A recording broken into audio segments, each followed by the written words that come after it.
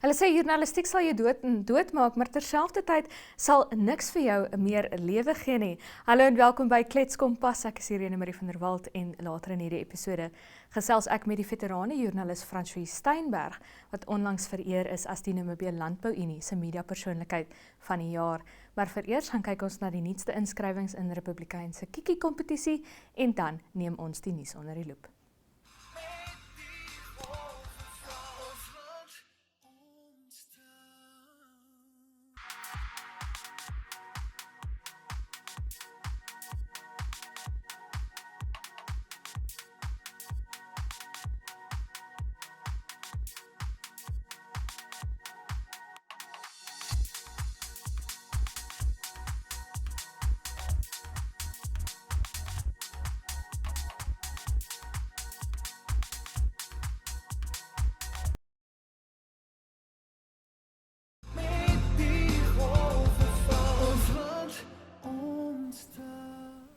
Oukie Greg, saam met my in die Klets Kompas ateljee. Oukie, hoe gaan dit? Goed, dankie. Hoe gaan dit, Irene? Dit gaan fantasties. Dit gaan egter nie so fantasties op Groot Oup nie. Ja, daar is 'n inval van grondgrypers wat net toeneem. Mense kom in en hulle sit hulle se sinkhuisies op en hulle sit die heininge om die huisies. En blyk my daarna kom Stad Windhoek en sit 'n nommer op.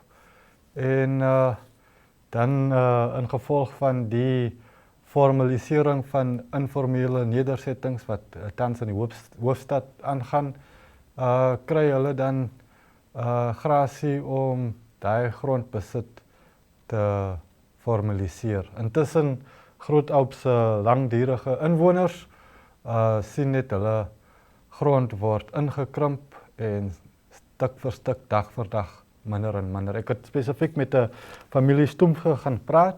Hulle is al meer as 100 jaar daar op Groot Oup, inwoners en boere. En hulle se pleit lyk my val op dowe ore. Ja, dis 'n moeilike situasie.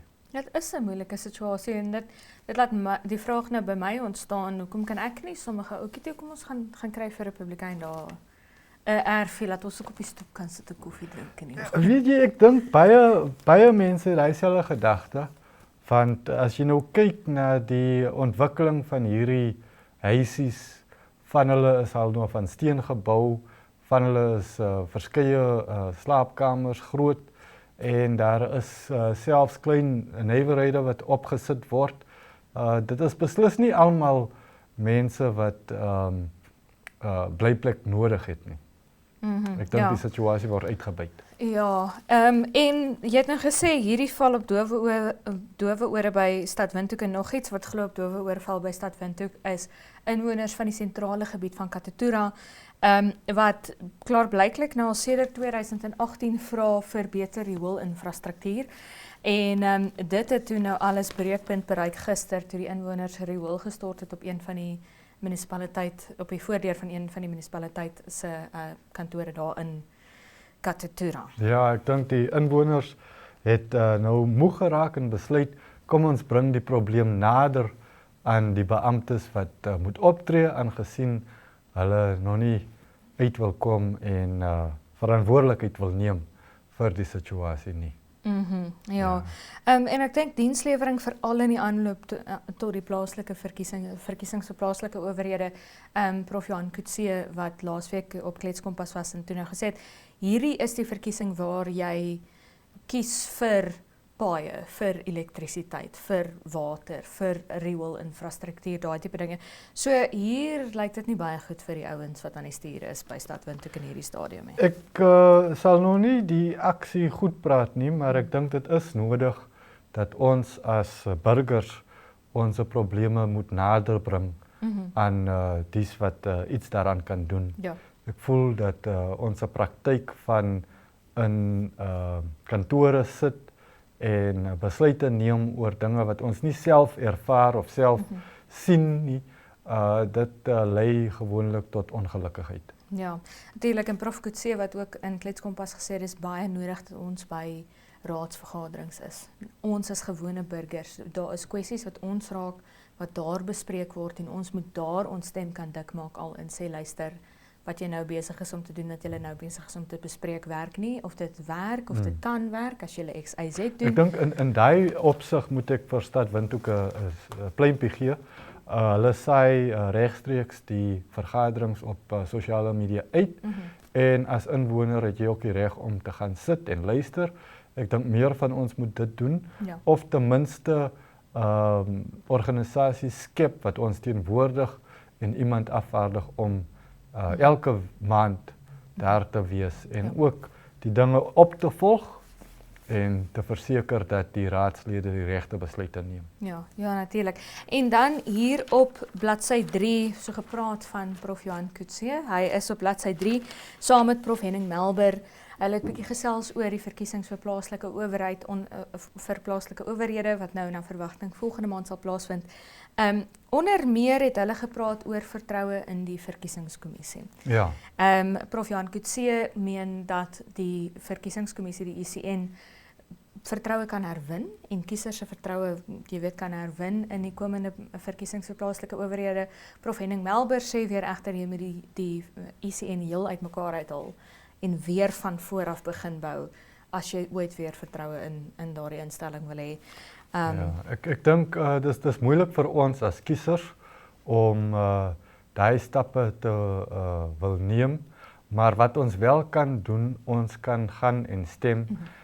Selfs as jy nou op so 'n manier stem wat jou stembrief nie amptelik of duidelik is nie, is daar genoeg van daai twyfel. Ja, geskep word, dan is daar ook 'n gevolg. Maar as jy nie stem nie, dan moet jy maar tevrede wees met die voortgang van die stand van sake. Ja, hulle het ook, ons tyd raak nou bietjie min, maar hulle het ook gepraat oor baie lae kiesersopkoms in verkiesings vir plaaslike owerhede en wat 'n groot probleem dit is, nie net vir mense wat nie gaan stem en dan nou met die gevolge moet nou saamleef nie, maar die beginsel van demokrasie op sigself. Maar lees maar meer in vandag se Republika en baie dankie dat jy by ons was. Oukie te Craig, ons gaan kyk nou hoe maak jy weer môre.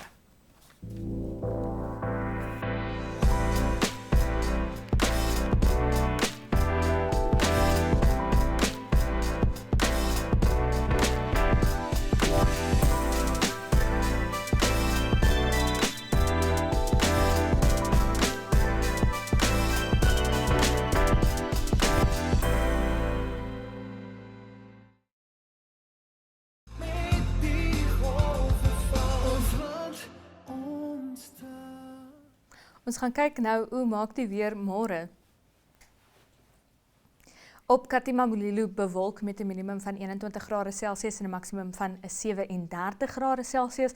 Reënerig op Tsumeb met 'n minimum van 23 grade Celsius en 'n maksimum van 35 en gedeeltelik bewolk in die hoofstad met 'n minimum van 19 grade Celsius en 'n maksimum van 32. Op Swakopmund 'n sonnige dag met 'n minimum van 13 grade Celsius en 'n maksimum van 16 grade Celsius. Ook sonnig op Aranos met 'n minimum van 19 grade Celsius en 'n maksimum van 33 en gedeeltelik bewolk op Reebot met 'n minimum van 17 grade Celsius en 'n maksimum van 33.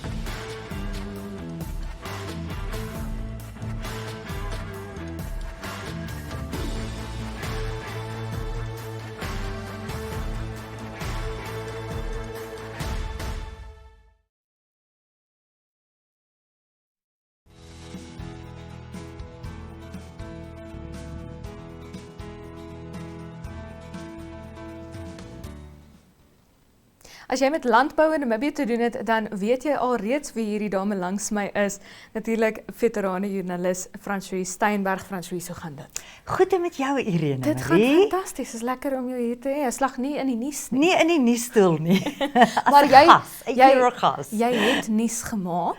Ek het nuus Jy gemaak. is as die Namibië Landbou Unie se media persoonlikheid van die jaar benoem onlangs. Vertel Jy kan vir my my met 'n veer omtik vir landbou. Regtig, vir omgewing, ja, dis sal ek verstaan. Maar vir landbou wat ek 'n jaar en 'n half gedoen het. Dis vir my 'n groot eer en wonderlik laat NLI en die boere en die borge Agra Arnold Klein hierdie vertroue in my weerspieël het wat daarom wys ek het in 'n kort rukkie 'n verskil gemaak. Ja, en landbou is nie vir jou iets nuut nie. Jy het dit vir 'n baie kort tyd gedoen, maar is nie vir jou 'n vreemde begrip nie. Nee, landbou en omgewing en toerisme, dit alles vloei in een. Kyk, ek het by 'n gemeenskapskoerant begin. So daar moes jy alles doen. Jy moes van hof tot die burgemeester gesondheid alles moes jy doen. So dit was 'n baie goeie leerskool vir my. En ja, as jy met in omgewings joernalis ook is, jy werk met boere. Baie van hulle is boere in die jagbedryf, in die toerismebedryf. So dit was nie 'n vreemde konsep nie. Dis nou nie daai tegniese goed van akkerbou, wanneer word 'n mielie geoes en wanneer hoe groei 'n boontjie teen Januarie en hoeveel reën moet dit hê. Daai was vir my moeilik wat ek moes kers opsteek.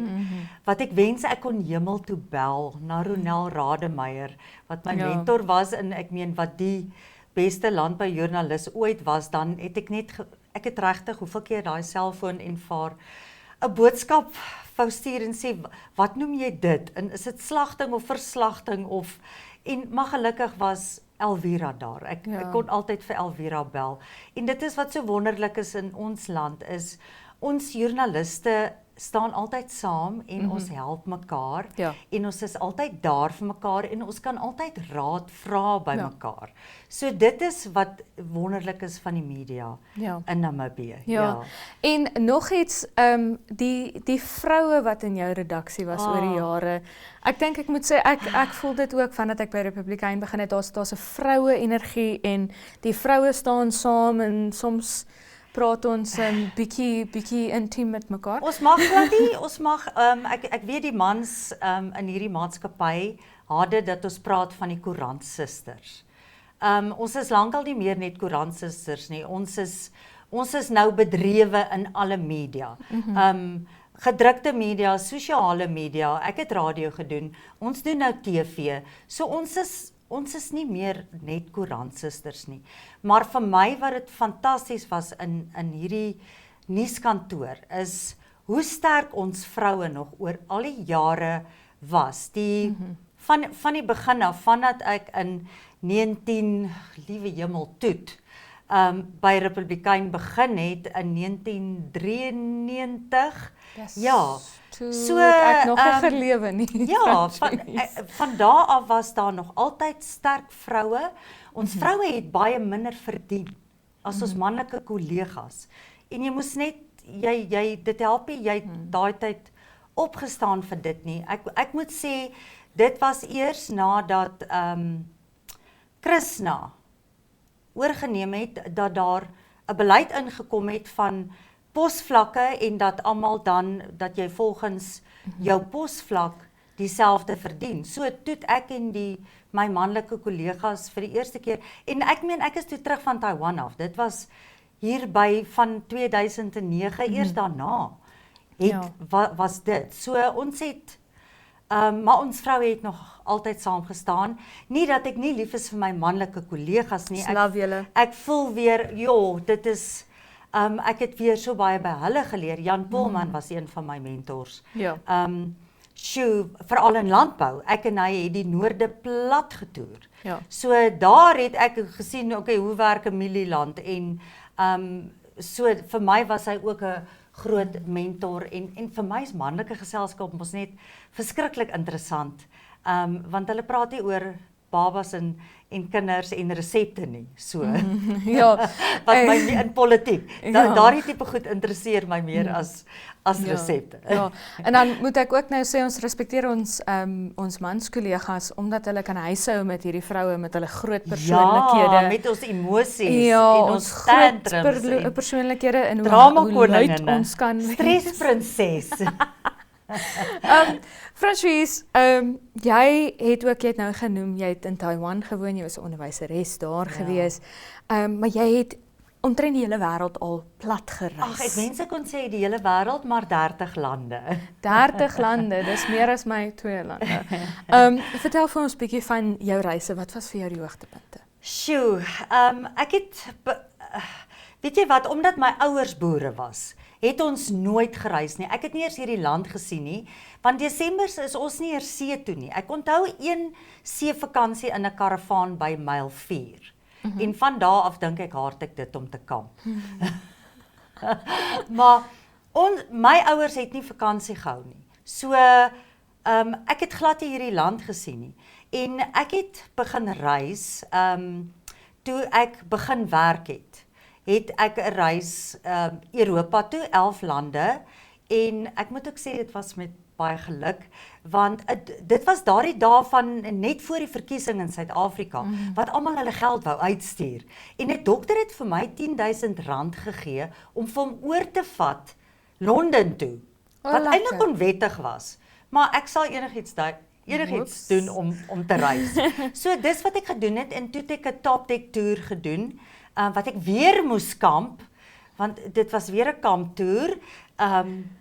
Ja, ek het gedeelde ablusie geriewe is die maatsie. En dit is waar ek begin het. Ek het begin met 11 lande in Europa, en daarna het ek maar Afrika lande, en natuurlik toe ek Taiwan toe is, het ek die ooste plat getoer wat wonderlik was, en ek dink almal onderskat vir Asië en almal onderskat vir Afrika. Europa lyk alles dieselfde, en dis vir my, dis te duur, en jy sien die mense is ook, ja, die Europeërs is vir my, maar ek is mos baie glad nie materialisties nie. So die Europeërs is vir my sulke snaaks, maar julle het nie eers meer diere nie.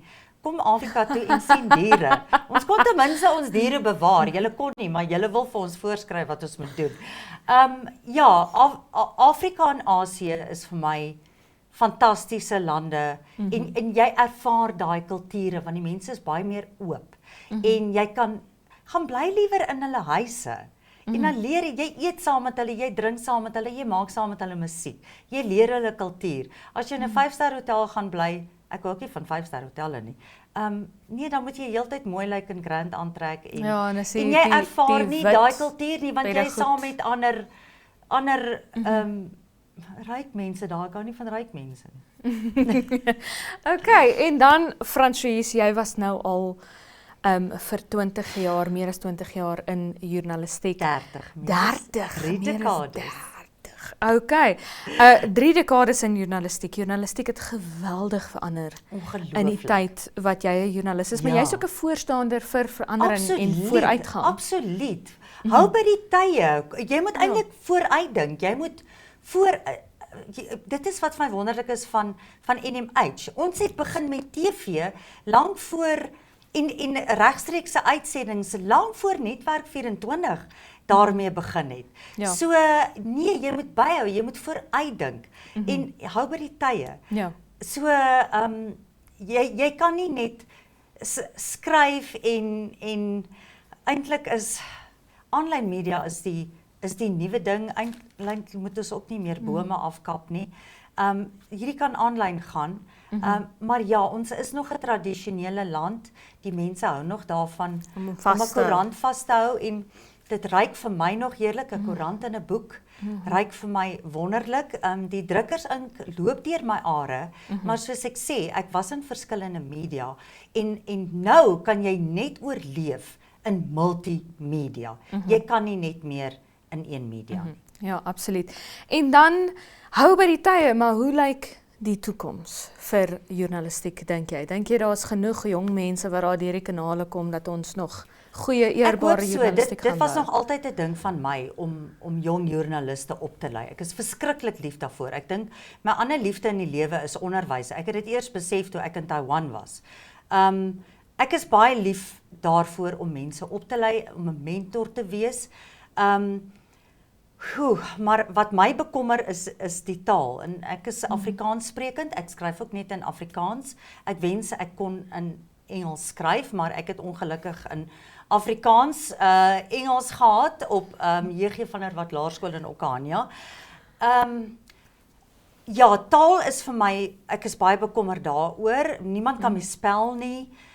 Ek is bekommerd dat joernaliste self nie meer lees nie.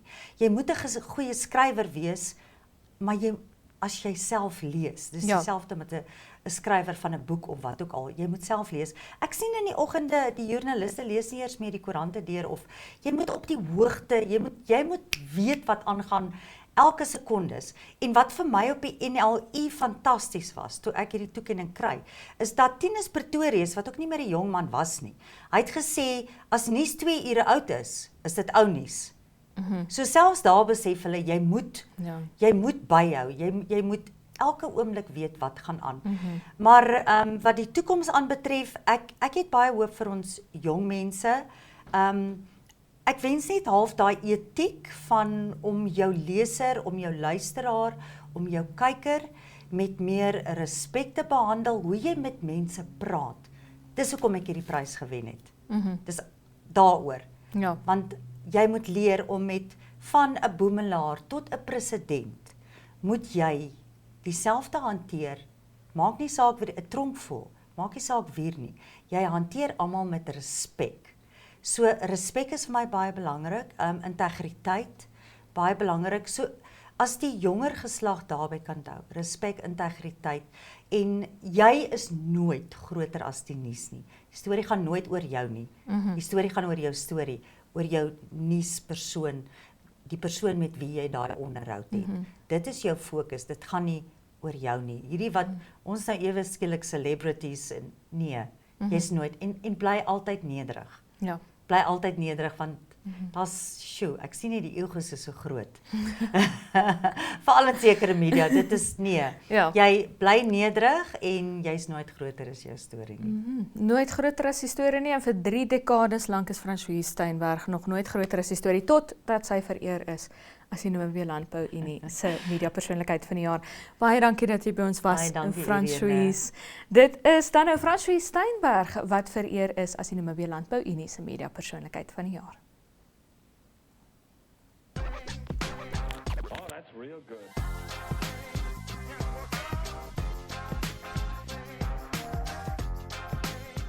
Good day, viewers. Goeiedag mense. And welcome to Generation C, where we dive into culture, creation and connection with our school community. I'm Poppy Kasatunya. Ek is Carla Benz. Ek is Anna Smit. My name is Eden Lowe. I'm Patience. And let's take a closer look at what makes our school so special.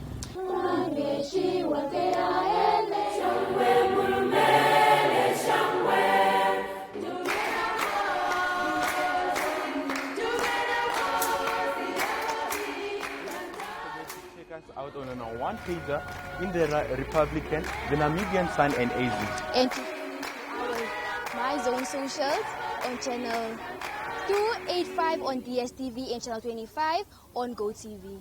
That's a wrap from us today from Rosalia Hambo and that's Baza.